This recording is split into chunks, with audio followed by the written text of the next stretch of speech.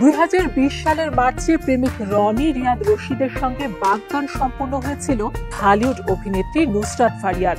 কথা ছিল ওই বছরের ডিসেম্বরে ঢাক ঢোল পিটিয়ে বিয়ে করবেন তারা।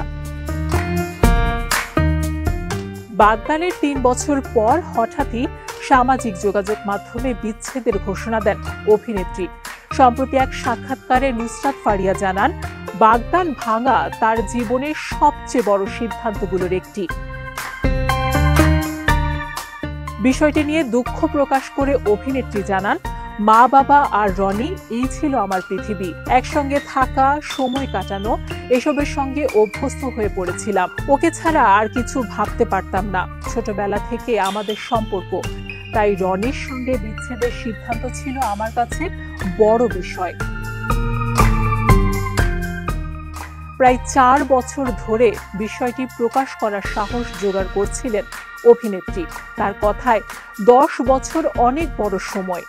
এতদিনের সম্পর্ক থেকে বেরিয়ে আসতে মনের জোর লাগে। কিভাবে বলবো বুঝতে পারছিলাম না। রনি জানতে চেয়েছিল একসঙ্গে থাকতে চাই কিনা, কিন্তু আমাদের সম্পর্কের কোনো ভবিষ্যৎ ছিল না। সম্পর্ক ভাঙার পর মানসিকভাবে ভেঙে পড়েছিলেন নুসরাত ফারিয়া। সেই অভিজ্ঞতার কথা উল্লেখ করে অভিনেত্রী বলেন, মানসিক অবসাদের জন্য 3 মাস কাজ করিনি।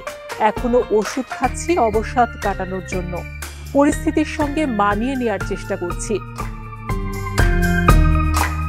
সম্প্রতি এক বিতর্কিত কারণে একদিনের জন্য জেল হেফাজতেও থাকতে হয়েছিল নুসরাত ফারিয়াকে।